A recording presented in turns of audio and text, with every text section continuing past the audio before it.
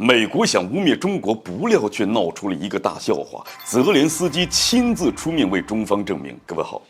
欢迎来到康讯说。此前不久在气球事件发生之后，美国对其进行了大肆的渲染，严重损害了中方形象。那即使是明知道气球并非是间谍气球的情况之下，美国总统拜登依然扬言称美国将制定更加严格的规则来应对包括气球在内的其他飞行物对美国领空的入侵。这不得不说，美国人确实善于倒打一耙，这无中生有。更令人没想到的是，美国围绕气球事件对中国进行了疯狂抹黑呢，还觉得不够，近期又试图在俄乌冲突的问题上污蔑中国。据相关报道显示，在接受美国媒体采访时，美国国务卿布林肯毫无根据地宣称，中国正在强烈考虑向俄罗斯提供致命援助，助其在乌克兰作战，包括武器和弹药。除此之外，布林肯甚至还贼喊捉贼，表示中方虽然一直称自己在劝和促谈，但是私下里却已经向俄罗斯提供了非致命性的军事援助。这是欲加之罪，何患无辞啊！那可以毫不夸张地说，布林肯这番话呢，完全就当得起无耻这两个字。那事实上究竟是怎样的呢？国际社会呢都看得非常清楚，是谁不断在为俄乌冲突的双方提供人道主义援助，并且积极呼吁两国通过和平谈判的方式来化解矛盾？又是谁一直在源源不断地为乌克兰提供致命武器，不断拱火俄乌之间的冲突？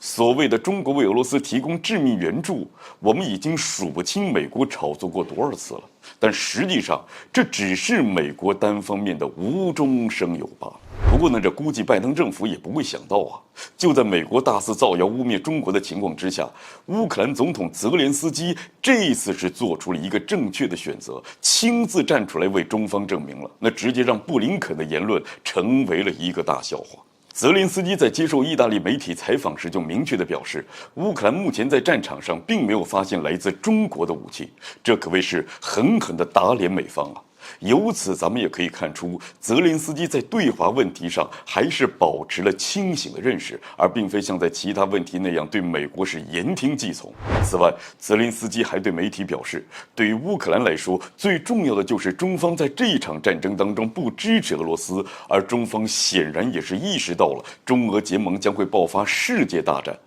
乌克兰看到了中国对乌克兰发生事情进行务实评判的机会，虽然自己更加希望中方站在乌克兰这边，但是自己也认为这目前是不可能的事儿。从泽连斯基的这番话，我们可以明显地感受到，泽连斯基对于中方的态度已经是出现了明显的变化，从之前的屡次施压，试图逼迫中方站队自己来对付俄罗斯，转变成了现在不帮助俄罗斯就可以了。明白这中国不会像西方支持自己一样的支持俄罗斯。看来乌克兰当局其实也很清楚，在这个世界上那只有中国才是唯一一个能够公平公正对待俄乌冲突，并且能够对俄罗斯产生影响力的大国。不过呢，我们还是那句话，对于俄乌双方而言，最理智的做法那就是早日回到谈判桌，避免造成更多不必要的伤亡。